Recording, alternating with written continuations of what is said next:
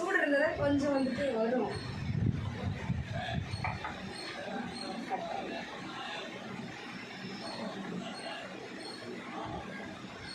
இதுக்கே இப்படி பண்ணா என்ன பண்ணுவேன் நீ சொல்லுவா இருக்குதேம்மா. அதுதான் சொல்லுங்க. எவ்வளோவா சின்ன அந்த பாத்திரத்தை கூட கொஞ்சம் சுட்டுச்சுன்னா விட்டுரும்.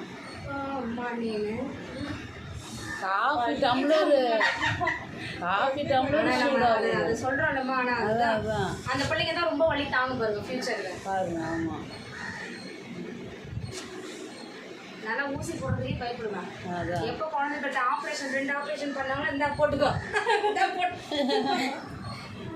அதுக்கு மேலே என்ன இருக்குது?